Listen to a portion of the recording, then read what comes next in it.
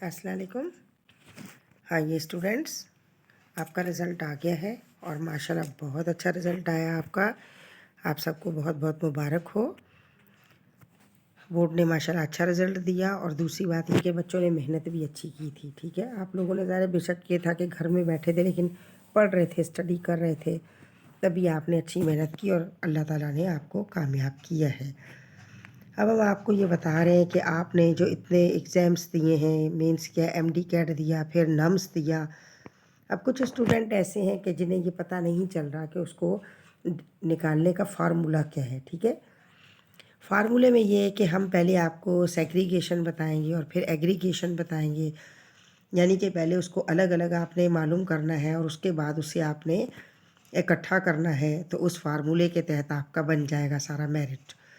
अभी देखिए nums test format, ये हम थोड़ा सा आपको रिव्यू करवा रहे हैं ताकि आपको याद रहे कि आपने क्या किया है। यहाँ पर बायो का था, केमिस्ट्री के पेपर था, फिज़िक्स का था और इंग्लिश का था। 80 थे मार्क्स, 60 थे, 40 थे और 20 थे। आपने इस बेस पर ये तमाम जो है ये टेस्ट आपने क्लियर किया, अच्छे नंबर लिए। बहुत सारे बच्चों ने बहुत अच्छे नंबर लिए हैं। इसमें क्या था, अटैम्प्ट ये 200 बन रहे हैं, 200 क्वेश्चन थे जो आपने अटैम्प्ट करने थे और 180 मिनट्स में आपने अटेंड करने थे। ठीक है, वो आपने कर लिया है। इसके बाद है नम्स एंटी टेस्ट का एग्रीगेट परसेंटेज 2021। एग्रीगेट करना आपको, यानी उसको आपने मिलाना है और मिलाकर आपकी परसेंटेज बनेगी कैसे, हम पहले सिंपली आपको वो बता रहे हैं कि कैसे बनेगी। उसमें देखिए आपके नेशनल एमडी कैट के 50% होगा, नम्स का 25% होगा और आपके एफएससी के मार्क्स का भी 25% होगा। यानी ये कितना बन गया, ये 100% बन गया। यानी आपने जो एमडी कैट में नंबर हासिल किए हैं उसको आप आधा कर लें, नम्स में जो आपने नंबर हासिल किए हैं उसको भी आप हाफ़ कर लें और आपने जो परसेंटेज अपने लिया एफएससी की उसको भी आप हाफ़ करेंगे।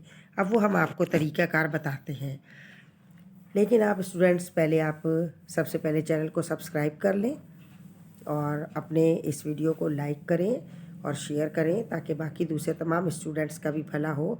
बच्चे और बच्चियां बहुत परेशान हैं, वो इधर उधर दूसरों से पूछ रहे हैं कि हमें परसेंटेज बता दें, जीपी कैसे बनती है, क्या तरीक़ाकार है।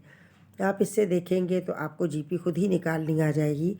इवन ये कि एक दो मरतबा निकाल के आप आपके जो फ्रेंड्स हैं उनको भी बताएं निकालना, ताकि वो भी निकाल सकें। और आप ख़ुद मेरिट लिस्ट में देखें कि आपकी जीपी क्या बन रही है और आप मेरिट लिस्ट में कहाँ तक पहुँचे हैं। तो ठीक है, आपने यकीनन सब्सक्राइब कर लिया होगा। इसी तरीके से हम आगे भी आपको ऐसी बातें जो आपकी लाइफ में इन्वॉल्व हैं और ऐसी स्टडीज़ और ऐसा तरीक़ाकार वो हम आपको बताते रहेंगे इंशाल्लाह।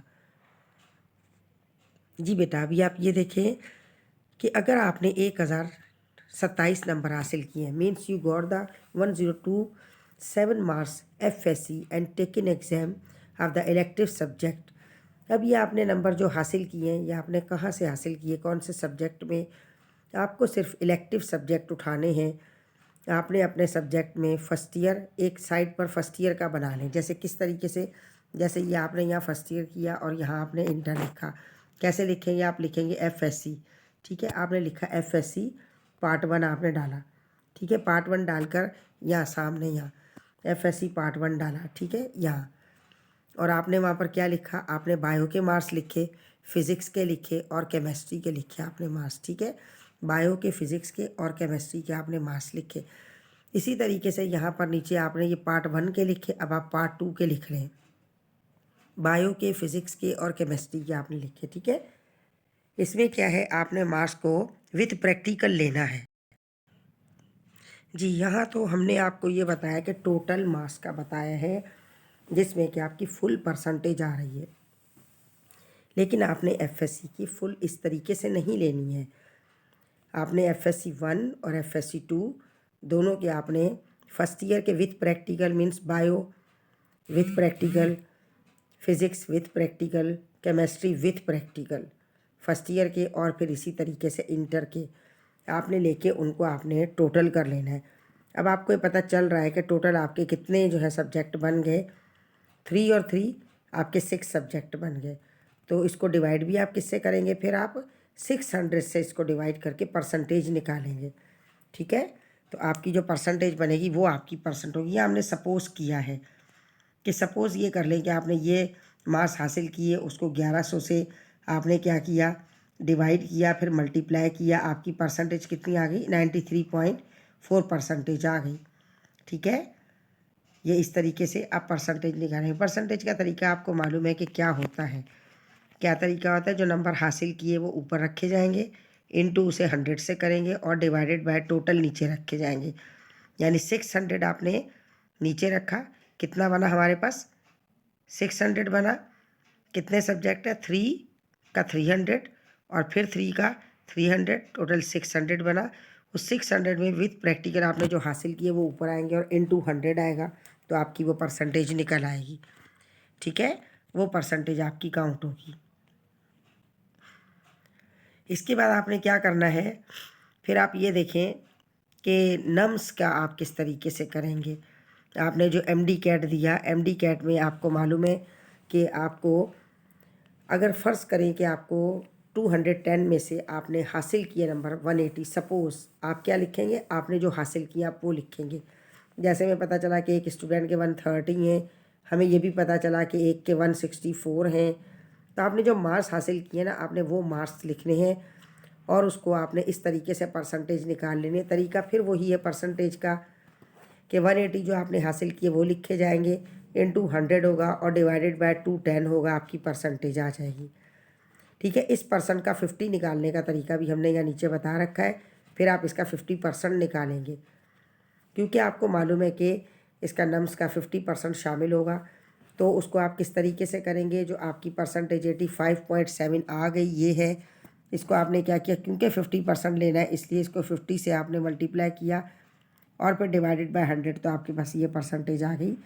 इस परसेंटेज को आपने लेना है अपनी GP में, समझ गए। इसी तरीके से आपको पीछे भी हमने ये बात बताई है कि आपने कौन सी परसेंट लेनी है, आपने जो आपकी परसेंट है उसका 25% निकालना है।